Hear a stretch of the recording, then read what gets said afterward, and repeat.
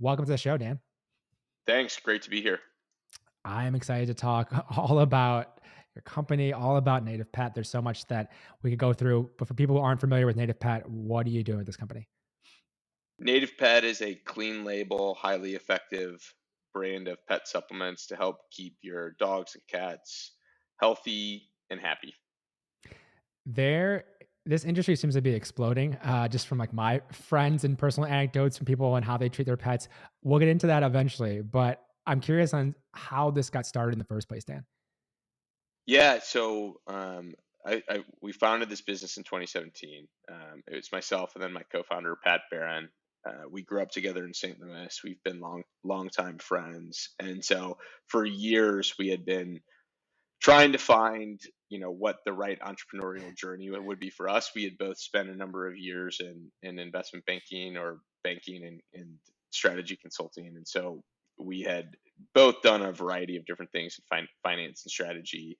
Pat is more interesting than me. He had also had like a brief 6 month time frame where he was a farmer, and so but I think we've always had the entrepreneurial itch, and so we had talked about a lot of different businesses. We had tried a few things, but the journey with Native Pet specifically really started when I was in school in Ann Arbor, business school, 2014. I adopted my dog Louie, and he came to us just in terrible shape, malnourished. He had worms, he had fleas, just everything. He was a Jeez. 10 week old puppy, and so you know, that was my first kind of pet parenting moment.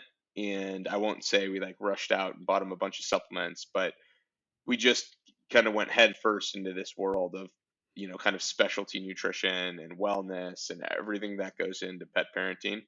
And that's what started the journey. And it was years later from there. But I think just being a pet parent, kind of experiencing the pain points, understanding everything that goes into nutrition and taking care of your dog, we just saw a lot of opportunity. So 2017, Pat and I finally aligned on what our entrepreneurial vision was, and that's what Native Pet became.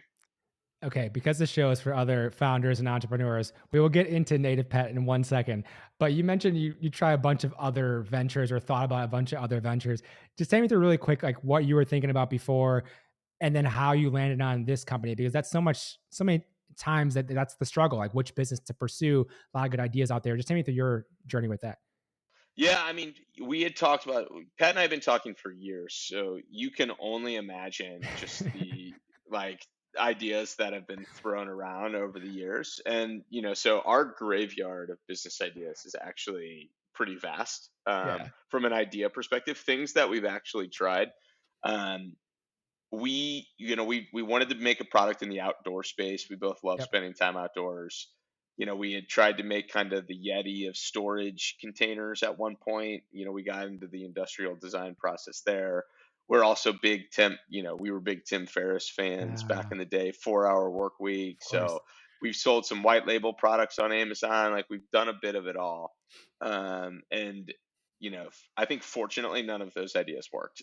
So you got to fail before you can fly. And so we have a few kind of like failed business ideas in our past, but learned a lot. And ultimately, like everything was just kind of a stepping stone to where we are today. It's funny you mentioned that because I talked to my friends Laura and Arya. They're both entrepreneurs, both have started multiple companies, and every time we hang out, it's just like, so what ideas do you have? What other business ideas do you have? What are we building? It's like you all have companies already. Like you're good. I'm at a venture firm. Like we're good, but like you can't help it. You're just like always thinking of some other ideas, just in case there's something else out there you could potentially build. And are you really an entrepreneur if like you've tried something that hasn't worked? Like that's kind of just part of the process. Like very few people, it's Exactly. like first business, first idea became my $100 million brand. That's like I'm sure that happens, but most of the time there's a graveyard behind of things that didn't work out quite the way you wanted them to. Well, to that point then, for native pet, so you had this the pet issue 2014. This started in 2017. There's a gap of time there. You didn't start right away. What was it about this idea? I mean, was it like, oh, you saw market potential with a tied to a personal need? Like, just take me through more of like evaluating the idea to actually be like, dude, like we're doing this one. This is the one we're doing. Well, I mean, yeah, it was. I was in my first year of business school when we adopted Louis. Yep. Um, Pat was in grad school, so you know And I didn't go to business school thinking I wanted to be a CPG founder. That was like way off my radar. Yeah. I was coming from the capital market, so I was in like a sales and trading world. It was 2014. Bitcoin was brand new. I really wanted to work in fintech. Like that was like the exciting thing at the time. And CPG was not on my radar at all. And so, I truly thought, you know, was just going through being a pet parent and like Yeah. gaining experience raising a dog and taking care of a dog and feeding a dog and everything that goes into it, vet visits and shots and so, it didn't start out as a business idea. And then meanwhile we're brainstorming all these other crazy ideas and I haven't connected the dots yet, right? And so then I went to go work for the Boston Consulting Group after school, and then kind of through the grapevine ended up in our consumer products consumer practice, not necessarily CPG, but I did a lot of like auto work or heavy equipment but with the consumer end to it, Yeah. and then ended up doing consumer work. And so it wasn't until 2017 did I say like, wow, a lot of the pain points that I'm feeling in pet, um, I think would be a ubiquitous in the category, and b, the pet category is a huge category, and there is a lot of opportunity here. And then c, how fun would it be to get to work in the pet space? I'm a huge dog lover. I like was a the literally the stereotypical millennial pet parent where my wife and I had adopted our dog before we had kids. I Yep. was like all of the cliches, right? And so how fun would it be for this to be the way we spend our time? How rewarding, how valuable? And then it was just, what is our angle? Like, how do we make something that's meaningful, that we get value, and then we provide value to the market? And, that process took a bit of time, but where we landed and what we're doing every day is, easily the most rewarding thing I've ever done professionally for a variety of reasons. And I know Pat feels the same way. There's a few different components. Obviously, talk about CPG. There's this massive important component of the product and having an amazing product. And then there is this distribution, which ties kind of into brand, which may be a third thing, but those are the kind of main components. I want to start with the product first. How did you think about and go about developing the product when you launched? And this is again years ago. So, and then how has it evolved? I guess I want to start with the launch of like the product itself and that side of things for other CPG founders who are like, how do I even begin this process? Take me through the product side. Yeah, I mean, Pet is so unique because you're not the ultimate end user of the product. So I think the attractive thing about food or bev or alc or whatever it is that it's all things that you eat, drink, experience. So your personal preferences will play a big role into what you believe is a good product or a good opportunity. It's not necessarily the same in pet. Um, with that said, it's still a lot of the same excitement of delivering something that is going to add value, delivering something that's different, delivering something that solves problems. And that's what gets Pat and I up at night is the product side. And it's our favorite part of running the business. And I don't want to take too much credit. Like Pat is absolutely the brains behind all of our product and he's just crushed it. And so we have created a differentiated offering for the category, and we take a lot of pride in that. And so when we were looking at the space, and we knew we wanted to do functional foods, something that was like around the bowl, which is a tagline that we've trademarked, which is all the stuff you feed your dog outside of the main meal, what goes into the bowl, any toppers, supplements. And when we looked at the space, the category was just starting to blow up, and we kept noticing that all of the brands in our space were all selling this product called the soft chew. And we were kind of like, well, what's the soft chew? And it turns out it's just a like cold extruded product, which is just a bunch of starches that have been pressurized and gelatinized. And then it becomes very uniform and very easy to eat. And we were like, why is every product in our category, or almost every product in this category, in the soft chew? And we did some research. It wasn't because the customer loved it. It wasn't because dogs loved it. It was literally because that it was convention. That's where there was manufacturing capacity. And the same subset of a few co-manufacturers were making products for everybody in our space with very little product differentiation, yet there was no affinities from humans or dogs. And so we immediately said like from a product standpoint, this is our opportunity. How can we make a better soft chew that humans are going to love, that dogs are going to love, and was going to be a fundamentally better product? And so, this was 2019, so we'd been in market for a little bit with a few products. This is the point where Pat and I quit our jobs, raised a little bit of capital, and like really dove in full time on turning this into what we believe can be $100 million business.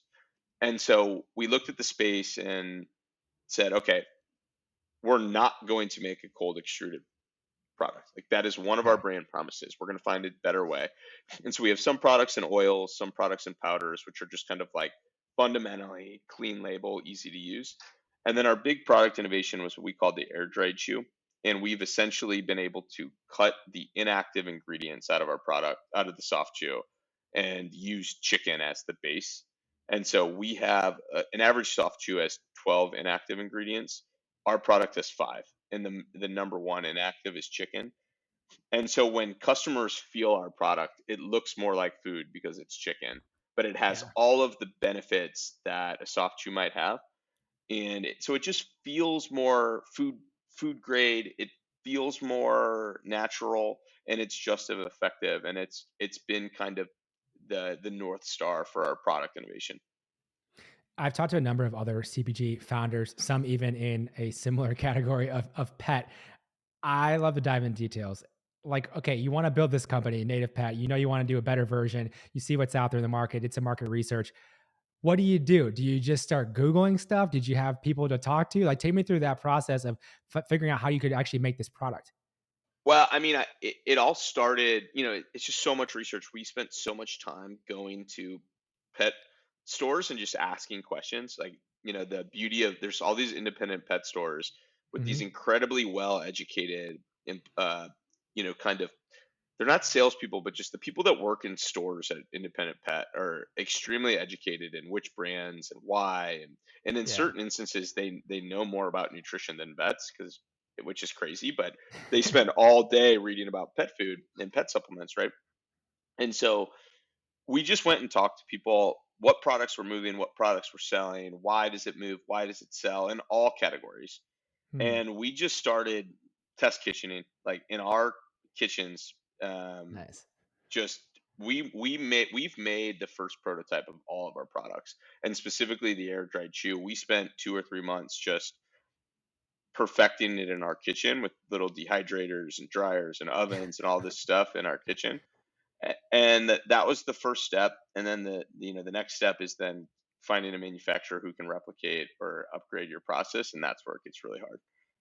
Okay, I want to get to that part in 1 second. But with the test kitchen and everything, so did you get a vet early on to like commit to helping you guys as an like, advisor, as like a co-founder, as an employee? Like, take me through that side of things. Yeah, yes and no. I mean, we spent, nutrition is a little bit of a little bit of a gap in expertise. It's very similar with humans. Hmm. Doctors don't have to take any nutrition classes to become a medical doctor. It's the same in the vet category. It's very Hmm. pharmacology focused, right? You go, internal medicine, pharmacology, there's a clear path for vets that doesn't necessarily require them to study nutrition and the impacts of food and natural ingredients and et cetera. Yeah. Many vets are well versed in that. I'm not saying that they aren't. Many are, but it's information that they've pursued on their own time. And so we spent a lot of time reading white papers. One thing that the pet industry has is there is good research on the active ingredients. So we Yeah. were, reading white papers, studying ingredients, Nice. trying to do as much as we could on our own. We were absolutely on a budget, right? So we did end up working with a board certified vet nutritionist once we got through the prototype stage. And what they help us with is how, in our kind of anti-inflammatory products, like how much green lip muscle do you need, what's the appropriate dose. Then there's the manufacturing side, which how do we get these active ingredients that drive the supplement, how do we get them mixed with inactive ingredients and processed so that your dog will eat it without killing off any of the efficacy of the actives, right? And so it's a very complex R&D process. We can't try and sample And then once you get through all that, there's the palatability test at the end, which is I'm going to put this in front of a 12-year-old dog who maybe is starting to lose their teeth or doesn't like to eat their kibble. And how do you get them to eat this product? And those were all problems we had to solve along the journey. Wait, so in that test kitchen, you're playing around with it to see like how it all comes together and all like different ingredients, researching that.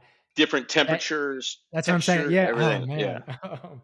So many things to go with that. And then do you just like, hey, we split test. We have two dogs. What did they both like it? Like, just take me through more. Like, I'm so Well, here's curious. the problem. Like Pat was, like we were in different cities, and so like Oh, my really? bat, yeah, like I would have a batch, and Pat would have a batch, and then my dog Louie is a lab, Uh and huh. he's a terrible taste tester because he'll literally eat anything. And so Like, like yeah, like, you only knew if it was like really bad because Louis wouldn't eat it, but that I don't know that that ever happens. Like he'll still eat the trash. And so we'd have to find random dogs, and then you're just like the weird guy, like with homemade dog treats at the dog. You know what I mean? It was hmm. a weird time, but we got through it, and we felt really good about where R&D landed, and then we moved on to this phase of like, okay, how do we manufacture this? Let's get into that then. The manufacturing side of it. You got something you liked. You have like, okay, we think we have the product somewhat figured out, but manufacturing and especially getting some level of scale. What did that look like for you? How'd you approach that?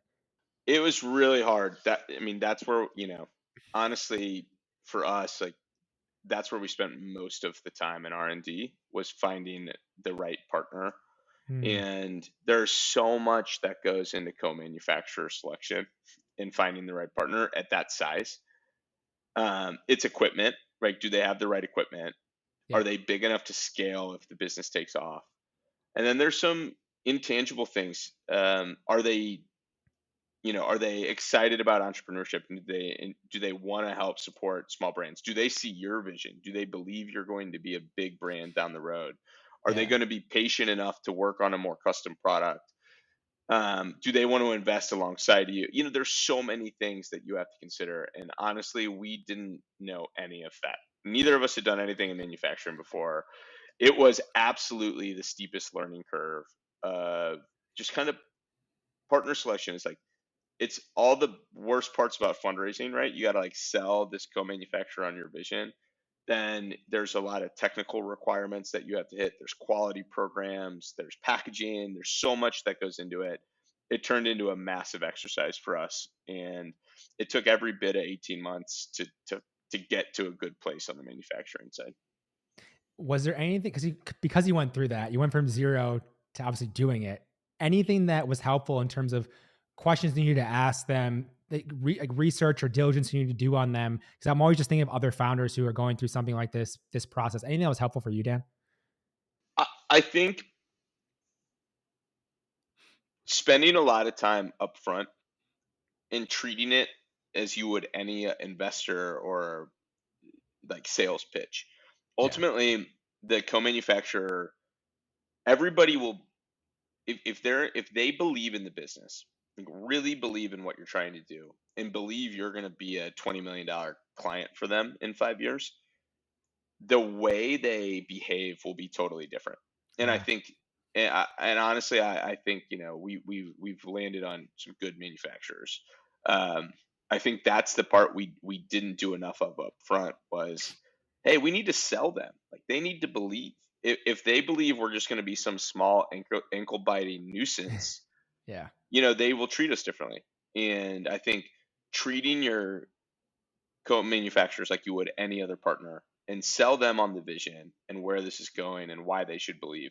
And I think doing that will really help forge a long-term relationship. So you said the better part of 18 months to get to a good point with all of this. But having product and not having in the hands of anyone is kind of pointless. So how did you go through the distribution side of things? Marketing, was it like get on the shelves? Like tell me that side of things with Native Pet. Yeah. Just to be clear, these are the air dried chews that took this long. You know, Yep. we had other products that were in powder formats or oil Okay. that we were able to get to market faster. And Yep. so I think the challenging thing for us is all of our products are great. And so we built the brand on efficacy, having a cleaner label and making the products taste great. Like when we talked about the brand originally, those were like what our products needed to fit into. Yeah. And for like the powders and oils, while less innovative in terms of originality, they're still different for the pet category, and they fit our brand extremely well. They were effective by nature. Our probiotic powder has 4 ingredients. They're clean label, and dogs still love the taste. We still found ways to work in whole food ingredients. And in almost every case, all of our products are at a higher ingredient and manufacturing standard than almost any other product in the pet category, right?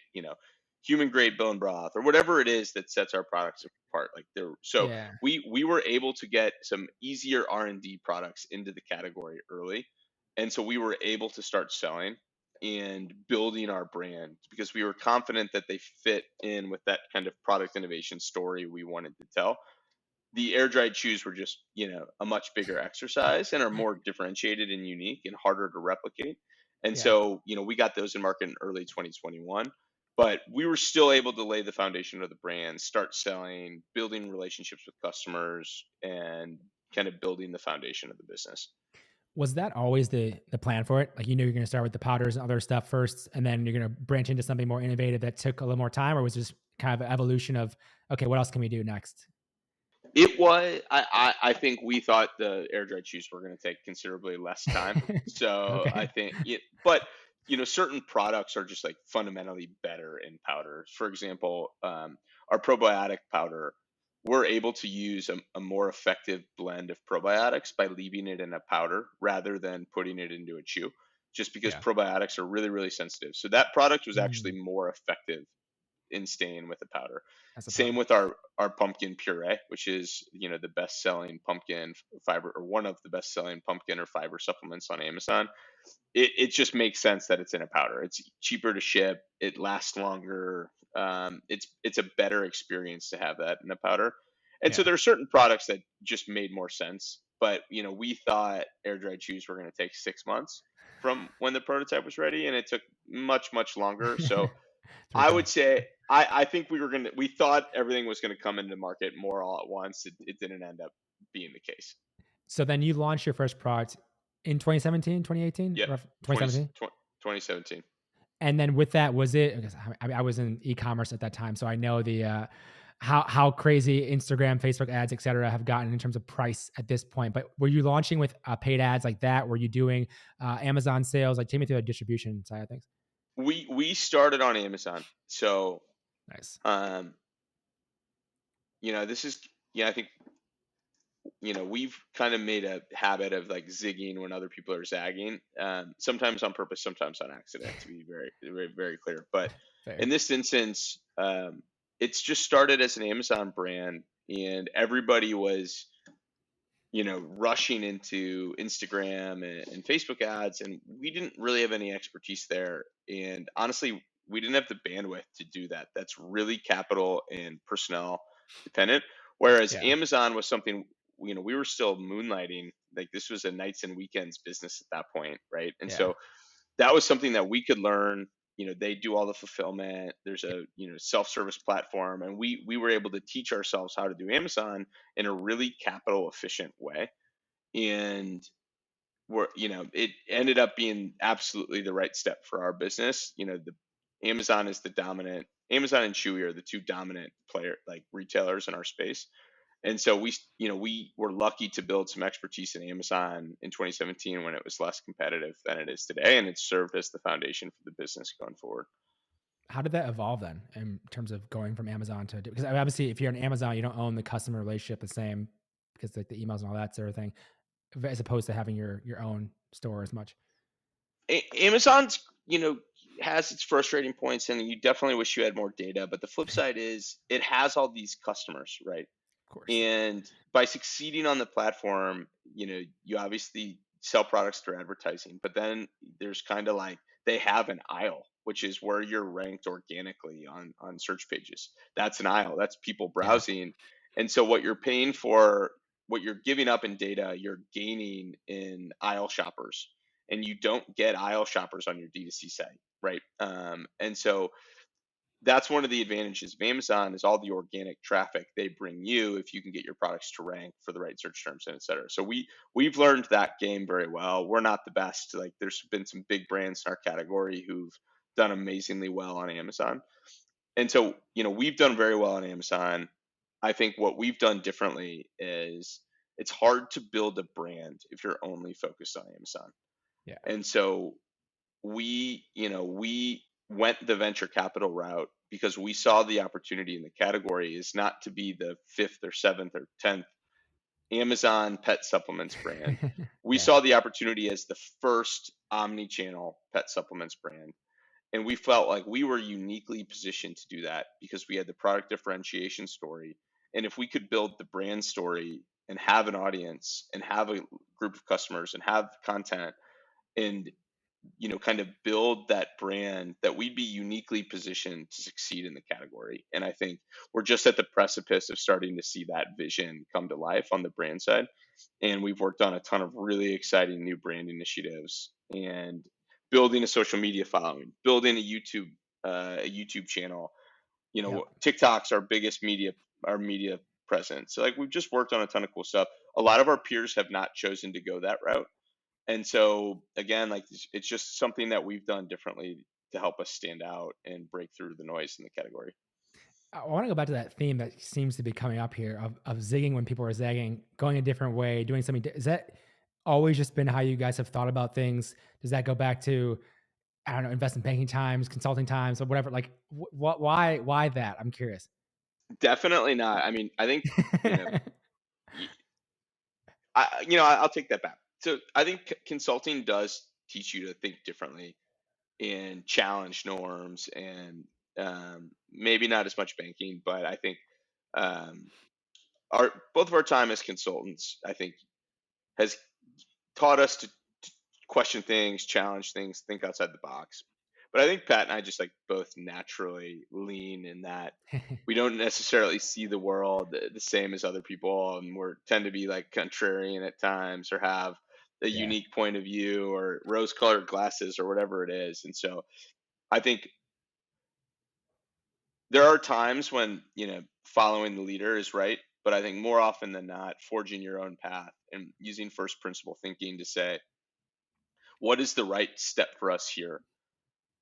How like what is the right step for native pet, and not just rely on a playbook or something that other brands have already done. And sometimes the playbook for native pet looks similar to what other people have done. More often than not, it's actually been totally different. And being able to take a step back and make that decision, and have our team become first principle thinkers about what's right for us, has led us to do things differently. And we're really proud of that, and we think it's a big reason why we've been successful. One thing you mentioned too, going back to it's kind of switching from Amazon as a starting point, which you can get a lot of traction on Amazon for sure. Use those sales to do other things on the content hiring, et cetera. So there's definitely a lot of value in that. But going from that to being like, all right, we're going to raise venture capital. You raised a $6 million Series A. I don't know if you've raised before that, but you want to raise venture capital. That's a much different route you're going. You're signing up for something different. Take me through that, like what that meant for you, and at what point in the business you were at where you're like, yeah, now is the time versus like 6 months ago, a year before that? Like, why at that timing, you know? We have raised eight total, so we had raised Okay. in two tranches before the Series A. Gotcha. And I this is another example. Like people just, they want to paint you as either a bootstrapper or a venture backed, and like Sure. treat it as like this binary choice. and Yeah. and and like I kind of call like on both ends of the spectrum. You got like, I call it the bootstrap porn, where you hear Yeah. about like, the one founder that was able to scale their business to 100 million. You don't hear the 99 that, ran out of money or didn't Sure. grow, right? Like that's the one angle. But then there's also the people who like think raising capital is a home run, and the fact that you closed around the capital means your business is definitely going to succeed. And like Right. but really there's tons of stuff in between, right? And so for us, Pat and I are both married with kids. Pat didn't have kids when we started the business. I was a dad. I was leaving a very stable career, Yeah. and so like part and we wanted to do R&D. it's hard to bootstrap when you have an 18-month R&D cycle, and I needed to make money, right? Yeah. We couldn't, my family, we couldn't afford to not make money for 2 years while we bootstrapped. Nice. And some people can do that. And I've heard some crazy stories about what founders have done, and I have nothing but respect for people who bootstrap. But for us, it wasn't the right call, just because we wanted to be able to scale this business without like taking massive sacrifices on the family side. Yeah. And we needed to Great. make a little money. So we said, and also we believed that this had venture private equity scale returns. We said Yeah. capital is the one thing standing in our way to turning this into a $100 million business. And so Yeah. economically, we also felt like it made sense. We had the right scale. The market was big enough. There was investor appetite. So like all of the fundamentals of why you take venture money were there. And then our personal reason of knowing this was going to take a while to get off the ground and just needing to make money, it was a good trade for us to be able to have some security, have a salary, raise some equity capital, and sell a bit of the business, but Yeah. also have capital in the business to scale growth. And so it's worked out really well for us. We've also had incredible partners to work with on the capital side, and that's made all the difference. On that side of things, so with raising venture capital, you mentioned the things around like YouTube and TikTok and just different things. So when you raised capital, was that going mostly toward like what was that going towards in terms of use of funds? Was it hiring to help you do some of those growth initiatives? Like was it just literally having capital to buy more product? Like just take me to what that even went towards. For our seed round, which was led by Selva Ventures and a Mhm. great consumer investor named Kiva Dickinson, that round was more about giving us more runway to get our products in market, Yep. start hiring a team. We had, I think before we started talking to Kiva, we were at 4 employees, and so we needed more people. But Yeah. really, it was just about hey, the the products aren't quite in market yet. We need more time before the Series A to get products in market, be able to Yeah. invest in marketing. So that round really came down to product and marketing. Yeah. Um, When then was that? when What year was that roughly? that was in kind of end of 2020, Okay. early 2021 is when we closed that round. And Gotcha. so I think original plan was Series A, but the R&D took so long. We had great traction, but it just was like we weren't ready for the big Series A. And Yeah. Kiva's a great seed Series A investor, so he was really comfortable with our stage, and he really spent a lot of time with us understanding the vision and where we were going. And I know, he was super pumped to invest in that round. So we did a convertible note, and that was enough to kind of power us through, get everything in market, let our vision kind of come to life a bit more uh, before we raised the Series A, which we ended up closing later on in 2021. Gotcha. Yeah, that's good for context and thinking about that. And I'm always curious on what people do to use that. And being at a venture firm now, we same thing now. Go ahead. But then the money for the Series A was a little bit different because we only ended up hiring one full time person over the course of 2021. So we were at a team Yeah. of five. And we started working with CAVU Ventures, who's another like great consumer fund. We work with Jared Jacobs really closely. He's been an awesome partner. Brett Thomas is on our board. They've been an incredible partner to us. But when we were in diligence, Brett was like, "Where's the team?" He's like, Where's the rest "You of got to you? hire some. Yeah, well, you're doing all this with 5 people, Impressive. And so when we closed the deal with them, one of our strategic priorities for the year was we got to hire a team. And so and Kavu is very passionate about brand and marketing and investment. And so we most of our Series A has been allocated towards building a brand with the capital B and hiring the team, right? And Yeah. so that's their expertise. They've been a huge help in doing that. I got these late night phone calls with my guy Jared on the West Coast, just strategy sessions, and we're constantly talking about brand and hiring. And so we've more than tripled the team in the last year, which we're super excited about. I'm in Yeah. like our fulfillment center. We now have like a 3PL to do our fulfillment. So we're moving up. We've used that money to just scale. We call it building the factory, but how do we How do we, turn this into an automated business, create roles, processes, systems, and that's been a big focus for us this year. Yeah, all the scaling things. I just talked to a founder yesterday on the podcast as well, who was they just raised a Series B recently, and like they did a whole big rebrand, hired a big fancy agency, and like it looks amazing. But like I can tell, it's like, oh yeah, you got that Series B money now. I see what you're doing. It's a whole different ball game. I should say, so CAVU helped us with the rebrand. So that was one great thing about working with CAVU It's is clutch. they come with, they have their in-house team. Stevie Clement is their, chief brand strategist and has worked with Rohan and Brett for a long time. She's an incredibly gifted, brand person, and so she's spearheaded I won't call it a full rebrand. It'll still look and feel Sure. like Native Pet, but modernizing the brand, modernizing the packaging, getting us ready for retail.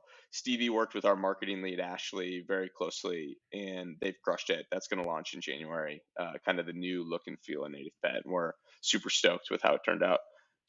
So with launching Native Pet in 2017, so we're recording this at the end of 2022, so it's been like 5+ years or so. Just take me through how the industry has evolved since you started, what you've seen. I mean, I love the saying, rising tide lifts all boats. I think pet has gotten a lot bigger from the outside. It seems like just take me through the changes, the evolutions, anything you've seen in the industry. Yeah, I heard this like really. I love it. It's pretty cheesy, but We're here for it. I wish I could remember so I could attribute it to the right person. But it was, they called it like the surfer and the wave, where it's like entrepreneurship is like surfing a wave. And I'm not a surfer. I live in St. Louis, to be very clear. I wish I was that cool, but I like there's definitely no surfing happening here. But the surfboard is your business idea, right? And so you need a good surfboard to ride the wave. As an entrepreneur, you're the surfer. Like it takes some skill and some grit and some, muscle to be able to like get up on a surfboard and ride the wave. And you got to be ready to go. But ultimately, if there's no wave, you're not going surfing. No matter if you have the best surfer in the world and the best surfboard in the world, you need a wave. Yeah. And the market and the category is your wave. And we've been very fortunate that I think we have one of the most powerful waves that we're riding in consumer products, which is the pet category. And then we're in the fastest growing subcategory within pet. It's still really small in the grand scheme of things, but supplements and this kind of beyond the bowl nutrition has just absolutely exploded in the last few years. And if you really think about it, it makes a ton of sense, right? Because what's happened in human is there's this movement towards food as medicine and using food more as utility to improve the health and wellness. And there's so much more awareness and consciousness about what we're eating and why and how it affects me personally, not myself as a human, but me as Dan. What does this Yeah. food do to me? And it's going to be totally different than what it's going to do to Justin. And that awareness has really changed the human side of the fence.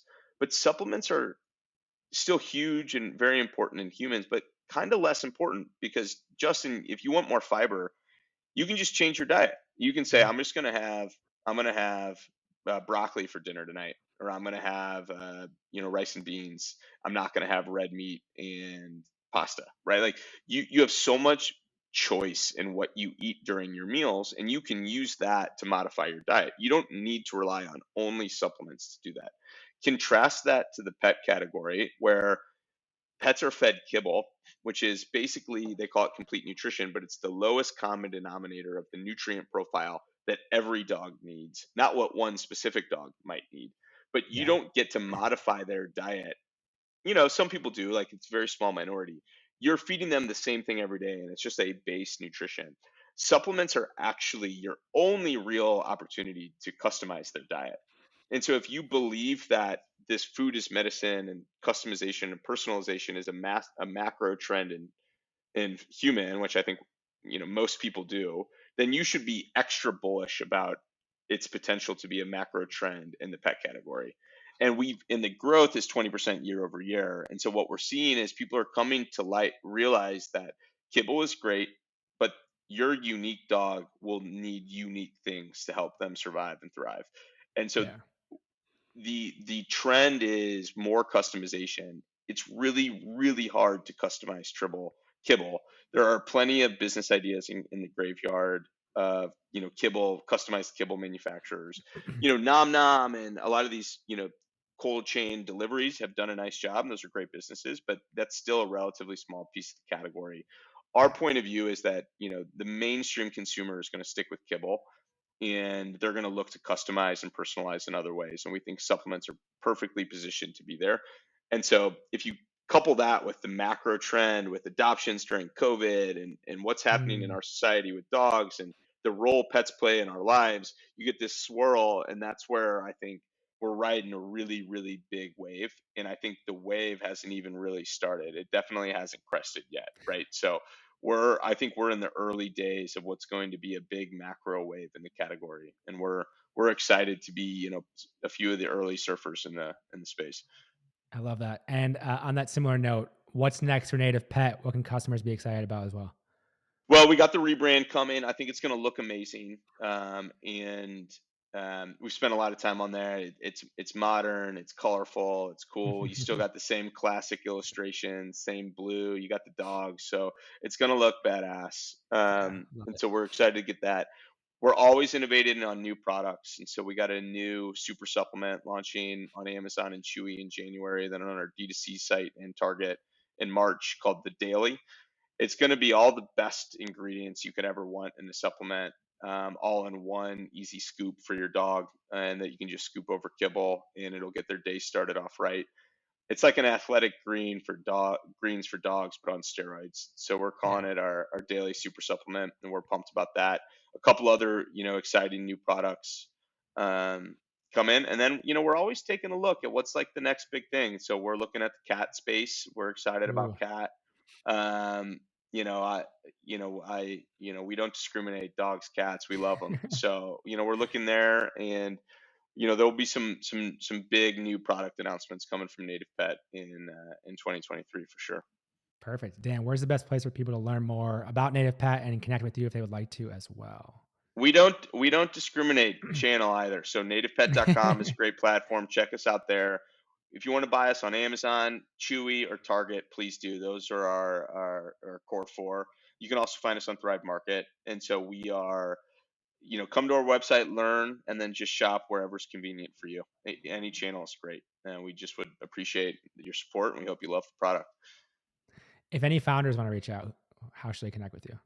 Yeah, so I chat with founders all the time. I would love to be an angel investor, but I have no money, so I can't angel invest yet. Hopefully Good, someday. good context. Yeah, so if I can be a thought partner on anything product innovation related, Amazon related, company building, team building, always happy to chat.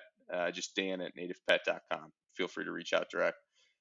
Awesome. Thanks for the time, Dan. Appreciate it, man. Awesome, Justin. Appreciate it. This was fun.